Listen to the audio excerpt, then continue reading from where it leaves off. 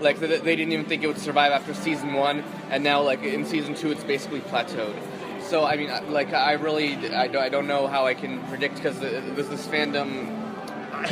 Yeah, like, I really don't trust anyone who says it's gonna die. Like, and even if it does, so what? Like, I've made so many friends, I've had so many great experiences that, like they're not. Well, they might die. Actually, I shouldn't say.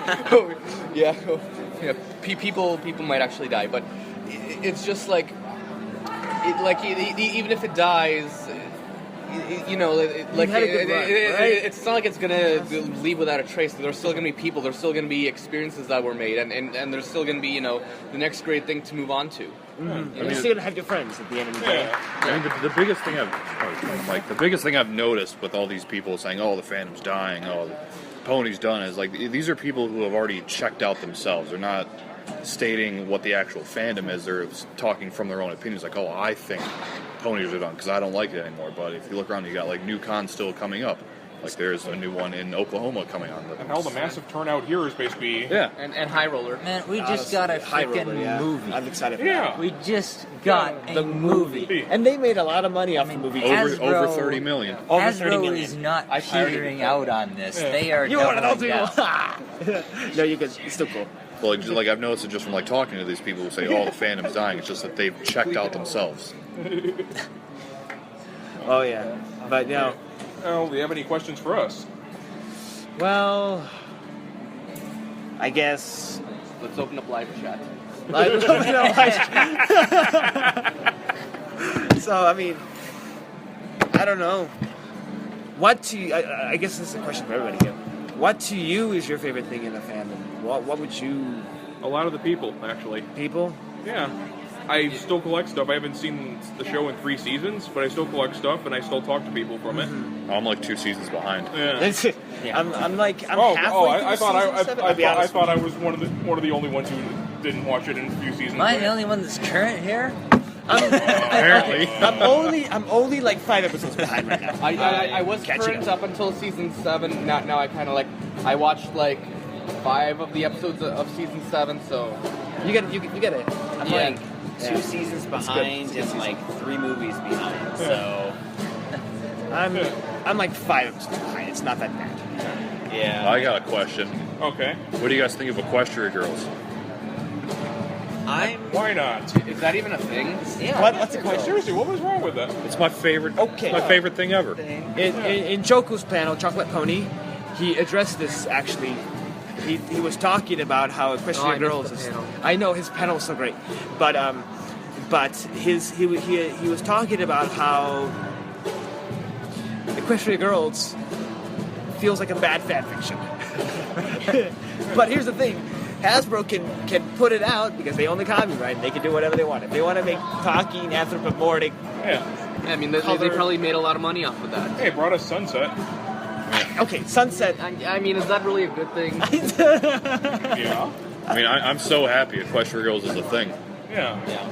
I mean, what's wrong with it? What's wrong? I mean, it's given. It's given. It's like I'd rather. They're going to go into dimensional travel at some point. I mean, the main thing with the Equestria Girls, I think they didn't find it as too weird, is because we've already kind of started doing that in the fandom before. Yeah. We've been anthropomorphizing the ponies since Brony started humanizing the ponies. Humanizing the ponies.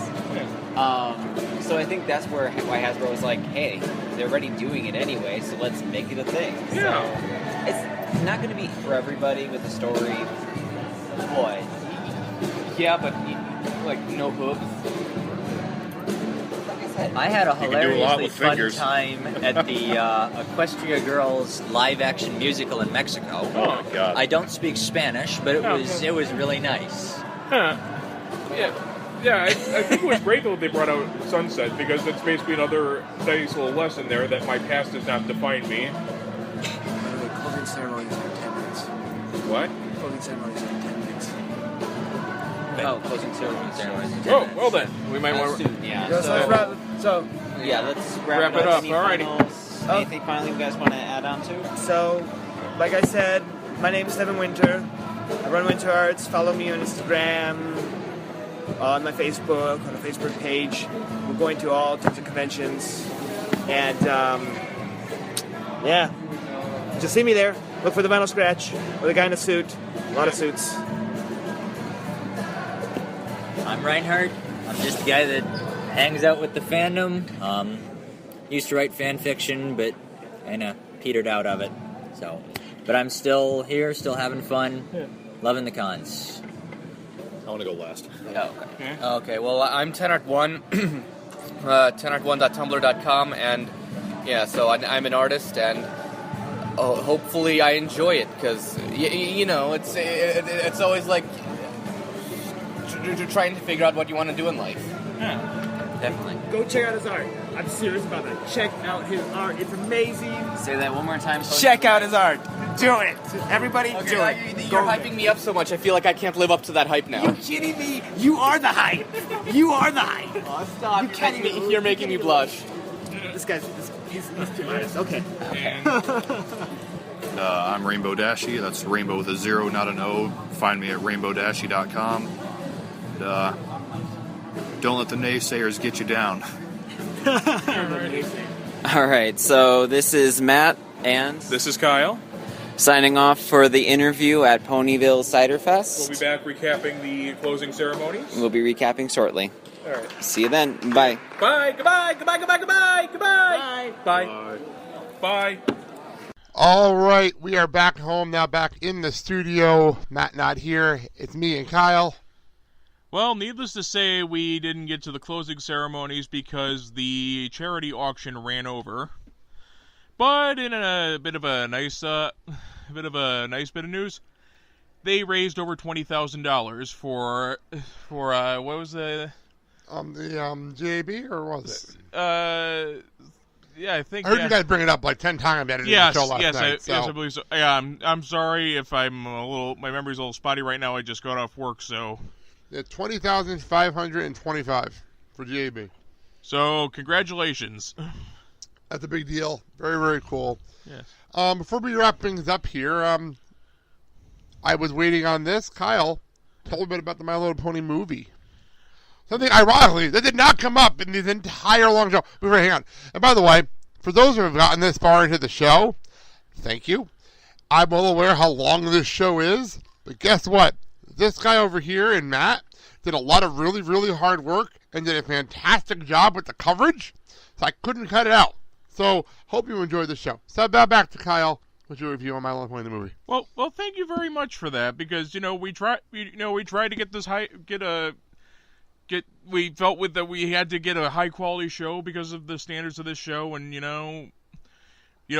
our coverage last year won that live coverage award, so we figured, damn it, we're going to try and get it again. Now, as far as the movie goes, a lot of people criticized it for basically feeling like a 2-part episode of the series, but that's sort of like saying that any of the Star Trek Next Generation films felt like a 2-part episode in the series, in which it's not really a criticism at all, because normally the 2-part episodes are really, really good. I mean, there's like and what I did like is that it basically showed that, well, you get some of it on the show, but, it actually showed that Twilight has a lot of flaws and, can actually snap well under pressure. There's a very nice little bit where, after she winds up royally blowing something because of her need to try and save her friends and her world from the Storm King, she winds up going off on Pinkie Pie because of the pressure and basically saying she wished she didn't have friends like them. Wow. And yeah, Pinkie's always known for being happy-go-lucky, goofy, and, generally being smarter than she seems. And just seeing her get so hurt that she actually just starts crying, that had to hurt you. That had to kill you. Yeah, that did. And also doesn't help that Twilight pretty much realizes what she's done afterwards, and despite Spike trying to cheer up, she basically goes, my friends didn't fail me. I failed friendship. And it leads into a very well done last act in which all the characters that they meet throughout the movie, Tay Diggs is Capper, the con man Cat, the pirates that were roped into becoming the Storm King's delivery men, the hippogriffs, or at least Princess Skystar. Yeah, I'm sorry if I started in the middle there, but you're fine. But yeah, basically these are all people that these are all beings that the main cast had run into to try and get help in defeating the Storm King, and yeah, they all come together to basically stop him and put an end to his scheme here. The entire plot of the film basically has Twilight doing the Friendship Festival, as in basically it's something that she's planned because they have stuff like the Summer Sun Festival, and that's for each of the princesses has a holiday centered around them. So Twilight comes up with the Friendship Festival since she is the Princess of Friendship. During the festivities, the Storm King represented by his Lieutenant Tempest Shadow, a unicorn who had her horn broken off and thus is not able to properly do magic, shows up to take over Equestria. They manage to subdue Princesses Celestia, Luna, and Cadence, but good old Derpy Hoops takes the bullet for Twilight, and thus she's able to get away with her friends. She remembers Princess Celestia trying to send Luna out to get help before both of them got subdued, basically saying head south and talk to the Queen of the Hippo before she was cut off. So they decide to head south and try and get help to fight the Storm King.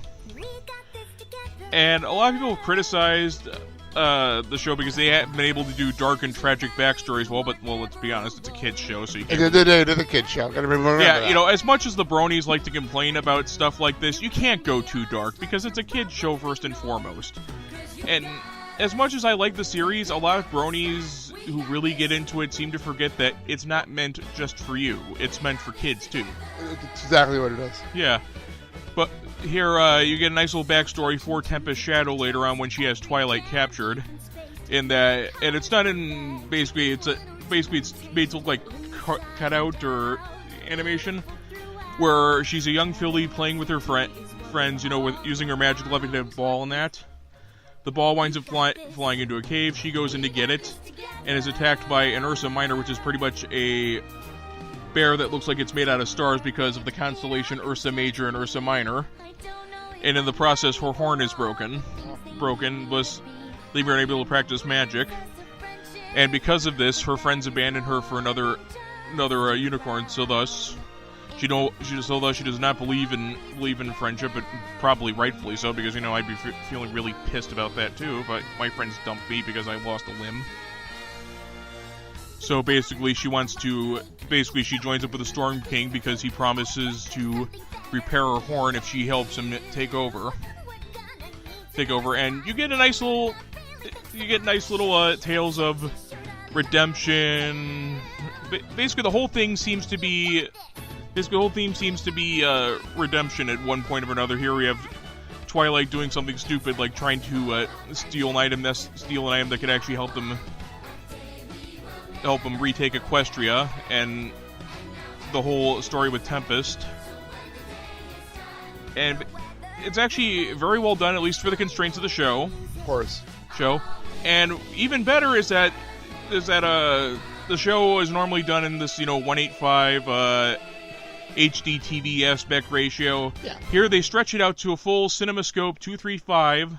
So you get to open up the screen a little bit, and play with the dimensions of a movie screen. That's cool. Movie screen. Sounds like what the Simpsons did when they had their movie. Yeah.